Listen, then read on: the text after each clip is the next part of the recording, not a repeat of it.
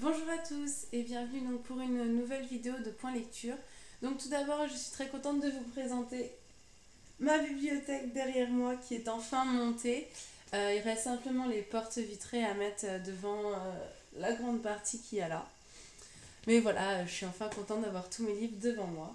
Donc pour ce point lecture, je vais vous présenter donc trois livres. Le premier, c'est un Agatha Christie, donc Le bal de la victoire d'Agatha Christie aux éditions Le Livre de Poche.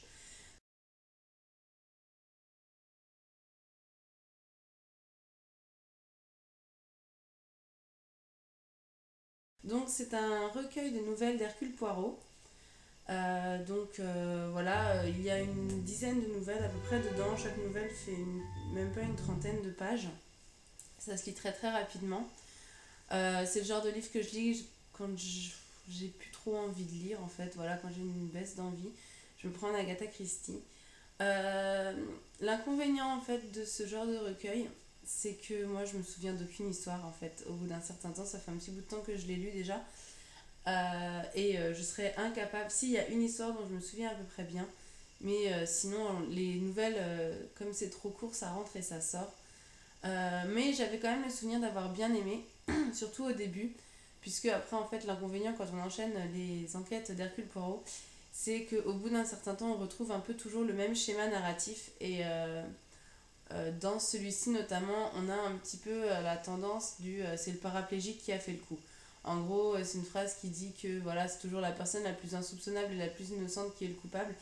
Et dans ce recueil-là, notamment, si on applique cette règle, ça marche assez bien.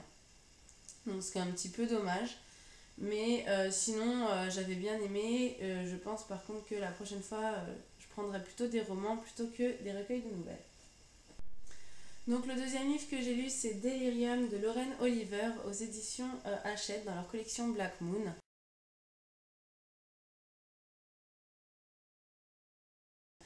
Donc Delirium, c'est une dystopie en trois tomes. Dans ce premier tome, on rencontre Lena qui va bientôt subir en fait une opération chirurgicale que toutes les personnes subissent aux alentours de leurs 18 ans et qui leur permettent en fait de ne plus éprouver de sentiments amoureux.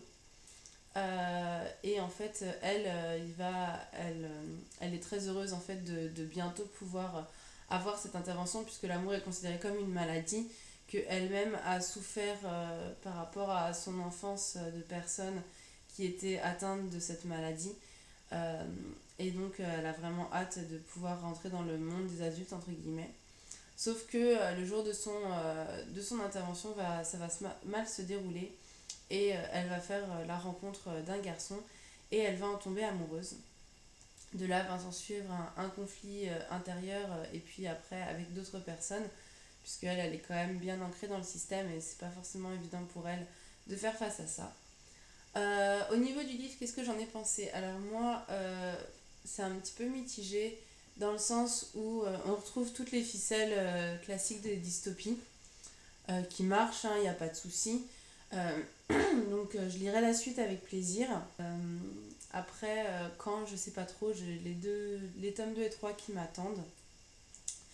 Le seul gros inconvénient, je m'en suis rendu compte en faisant cette vidéo, c'est que je confonds avec Promise, que j'ai lu il y a pas très longtemps non plus, qui est une autre trilogie dystopique dont j'ai lu le premier tome. Et en fait, je mélange un peu les deux histoires, j'ai du mal à les dissocier. Et c'est ça qui m'a un peu déçue, c'est que ouais, ça reprend quand même beaucoup de clichés au niveau des dystopies.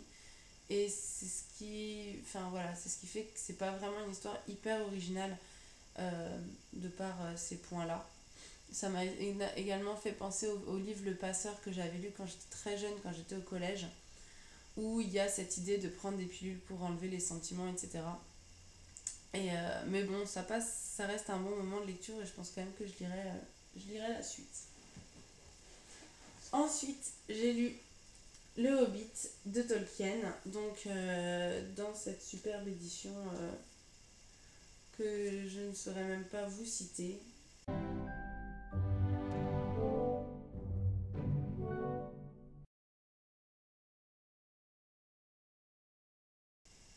Mais voilà, c'est la deuxième, j'ai déjà le Hobbit, comme je vous le disais, dans mon IMM en poche. Là, je l'ai racheté en grand format pour me le lire.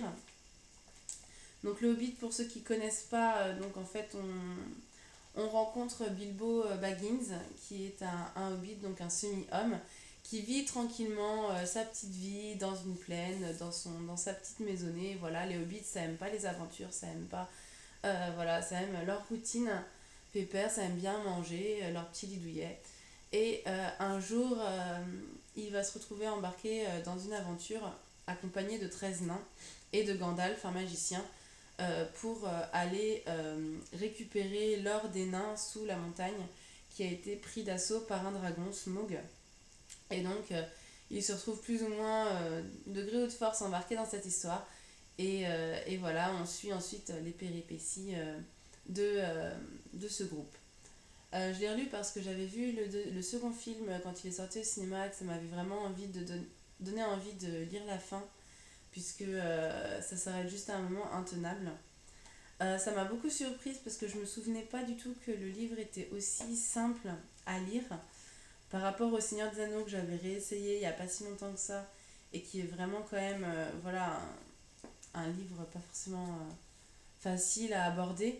Bilbo le Hobbit en revanche c'est quand même orienté enfant. Donc même pour quelqu'un qui n'a pas l'habitude de la fantasy, c'est beaucoup beaucoup plus simple à lire que le Seigneur des Anneaux.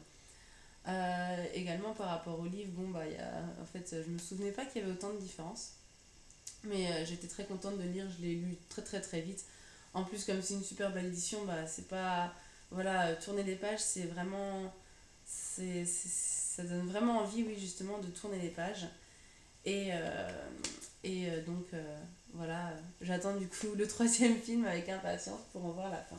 En ce moment, je suis en train de lire Frankenstein de Marie W. Shelley aux éditions Le Livre de Poche. Donc, j'en suis à une centaine de pages sur 240 à peu près. Donc, c'est pas très très gros. Et voilà, je suis en train de le lire surtout parce que je voulais quand même savoir qu'est-ce qu'était la vraie histoire de Frankenstein au départ. Et pour l'instant, le peu que j'ai lu, c'est que c'est relativement lent à lire. Mais bon, comme c'est pas très épais, je pense que ça passera quand même assez bien. Voilà, c'est tout pour cette vidéo. Comme d'habitude, n'hésitez pas à me laisser des commentaires. Et puis moi, je vous dis à bientôt. Ciao!